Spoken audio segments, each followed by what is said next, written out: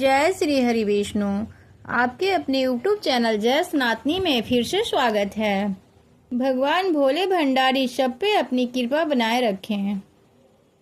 तो अब हम इस अंक में जुड़ते हैं कार्तिक मास महात्म कथा अध्याय 9 से। इस अध्याय में माता तुलसी के उत्पत्ति का तथा तुलसी जी के महात्म्य को बताया गया है। तुलसी जी कहाँ और किस प्रकार उत्पन्न हुई। तो आइए अब हम कथा श्रवण करते हैं। कथा अध्याय 9, कार्तिक मास महात्म कथा अध्याय 9। राजा पृथु ने कहा, हे मुनि नारद जी, आपने कार्तिक माह के व्रत में जो तुलसी जड़ में भगवान विष्णु का निवास बताकर उस स्थान की मिट्टी की पूजा करना बताया है। अतः मैं श्री तुलसी जी के महात्म्य को सुनना चाहता हूँ। तुलसी जी कहाँ और किस प्रकार उत्पन्न हुए हैं, यह बताने की कृपा करें।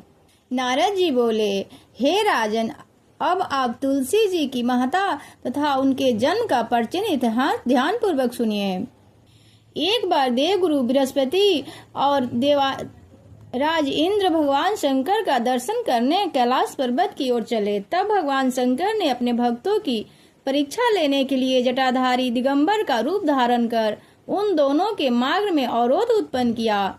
यद्यपि यह तेजस्वी, शांत, लंबी भुजा और चौड़ी छाती वाले गौरवर्ण अपने विशाल नेत्रों से युक्त तथा सिर पर जटा धारण किए वैसे ही बैठे थे, तथापि उन भगवान शंकर को न पहचान कर इंद्र ने उनसे उनका नाम और धाम आदि पूछते हुए कहा कि क्या भगवान शंकर अपने स्थान पर हैं या कहीं गए हुए हैं। इस पर तपस्वी रूप धारण भगवान शिव कुछ नहीं बोले। इंद्र को अपने त्रिलोकीनाथ होने पर गर्व था। उसी अहंकार के प्रभाव से वह चुप किस तरह रह सकते थे। उसने क्रोध होते हुए भी उस तपस्वी को घूर कर कहा, अरे मैंने तुझे कुछ पूछा है और तू बोल नहीं सकता था। उसने क्रोधित होते हुए उस तपस्वी को ब्रज का प्रहार कर दिया और बोला, देखता हूँ कि कौन तुझ दुर्गति की रक्षा करता है। इस प्रकार कहकर जैसे ही इंद्र ने उस जटाधारी दिगंबर को मारने के लिए अपने हाथ में ब्रज लिया, वैसे ही भगवान शिव ने ब्रज सहित इंद्र का हाथ स्तंभित कर दिया और विकराल नेत्र कर उसने देखा।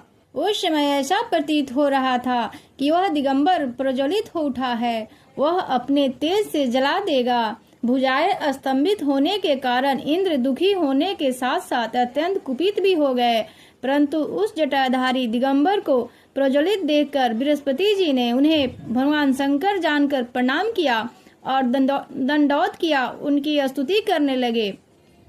बृहस्पति भगवान शंकर जी से कहने लगे, हे दीनानाथ, हे महादेव, आप अपने क्रोध को शांत कर लीजिए और इंद्र के इस अपराध को क्षमा कर दीजिए। बृहस्पति के यह वचन सुनकर भगवान शंकर ने गंभीर वाणी में कहा, मैं अपने नेत्रों से निकाले हुए क्रोध को किस प्रकार रोकूं। तब बृहस्पति जी ने कहा, भगवान आप इतना भक्त वत्सल नाम सार्थक करते हुए अपने भक्तों पर दया कीजिए। आप अपने इस तेज को अन्यत्र स्थापित कीजिए और इंद्र का उद्धार कीजिए। तब भगवान शंकर गुरु बृहस्पति जी से बोले, मैं तुम्हारी स्तुति से अत्यंत प्रसन्न हूँ। तुमने इंद्र को जीवन दान दिलवाया है। मुझे विश्वास है मेरे नेत्रों की अग्नि अब इंद्र को पीड़ित नहीं करेगी। बृहस्पति जी से इस प्रकार कहकर भगवान शिव ने अपने मस्तक से निकले हुए अग्निमय तेज को अपने हाथों में ले लिया और फिर उसे क्षीर सागर में डाल दिया।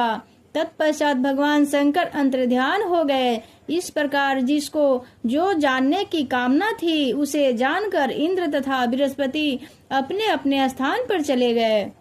आपने अगर इस चैनल को सब्सक्राइब नहीं किया है तो प्लीज सब्सक्राइब कर लें ताकि वीडियो का अगला नोटिफिकेशन आपको मिलता रहे। सुबह 9 बजे आप अगली वीडियो देख सकें। कार्तिक महात्म की कथा अवश्य सुननी चाहिए। कथा मोक्षदायिनी है, मनुष्य के सारे पापों को नष्ट करने वाला है। कथा का अगला भाग अगली सुबह 9 बजे अवश्य सुनिएगा। कथा पसंद आए तो लाइक और कमेंट भी अवश्य कीजिएगा। जय श्री हरि विष्णु।